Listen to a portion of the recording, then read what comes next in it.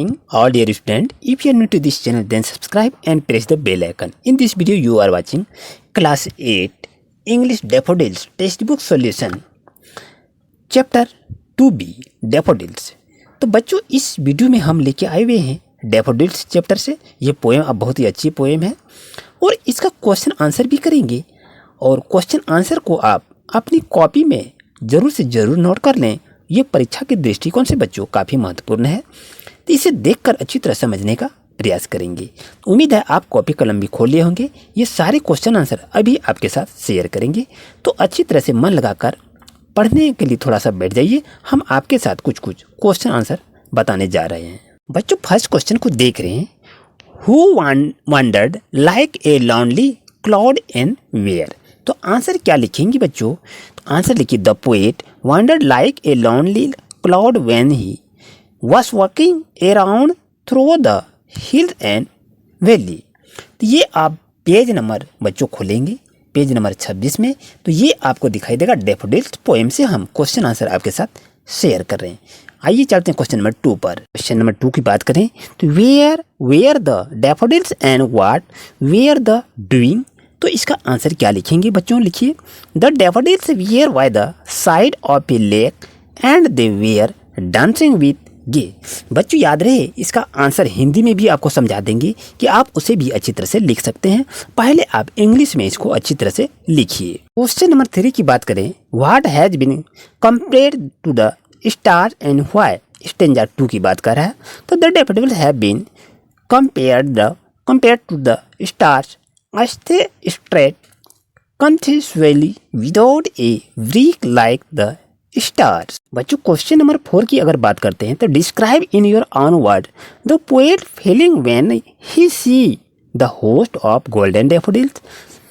Answer लिखिए, the poet लोनलाइंस was replaced by joy when he saw the daffodils dancing. Question number 5 की बात करें, what happened to the poet when he something in a pensive mood. Answer क्या लिखेंगे? When the poet something in a pensive mood, he moved suddenly into the future back from the lake and the windy day. First he sees the signs he often sees when he the coach kind of feeling plan about life with no great thought and sight. Sometimes his mind is empty and vacant and things kind of set thought. आइए बच्चों इसके हिंदी में भी आपको समझा देते हैं। जो देख रहे हैं फर्स्ट क्वेश्चन की बात बता रहे हैं कि निम्नलिखित सवालों का जवाब दीजिए, यानी आंसर द फॉलोइंग क्वेश्चन। इसका माने ये होता है।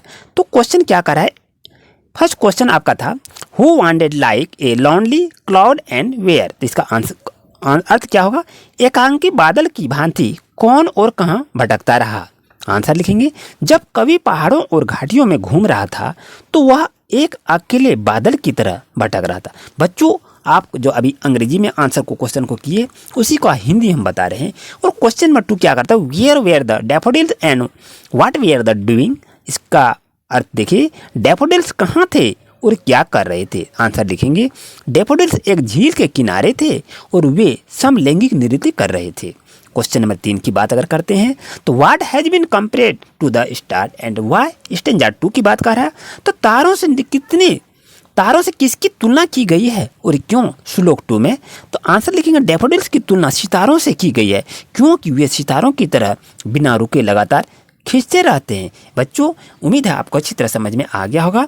अब देखते हैं क्वेश्चन नंबर 4 की बात कर रहे हैं कि अपने शब्दों में कवि की उस भावना का वर्णन करें जब वह सुनहरे डैफोडिल्स के समूह को देखता है। तो आंसर लिखिए, आपके पास भी आंसर देख रहे हैं कि जब कवि ने डैफोडिल्स को नाचते हुए देखा तो उसका अकेलापन खुशी में बदल गया। क्वेश्चन नंबर 5 की बात करें, what happened to the poet when he sometime in a pensive mood. Answer लिखिए, जब कभी कुछ चिंतित मुद्रा में होता है तो उसके साथ क्या क्या होता है वो लिखना है। जब कभी भी चिंतित मूड में होता है तो वह अचानक झील और तेज हवा वाले दिन से भविष्य की ओर चला जाता है और सबसे पहले वह उस विज्ञान को निर्धारित करता है कि जिसे वह अक्सर अपने सोफे पर बैठाता है।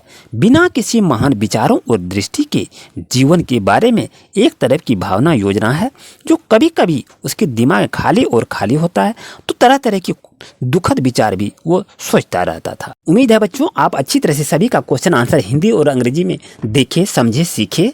तो उम्मीद है आपको अच्छी तरह समझ में आ गया होगा। अगर आप चैनल पर नए हैं तो अभी सब्सक्राइब कर लीजिए और कोई दिक्कत हो तो ज़रूर कमेंट करें।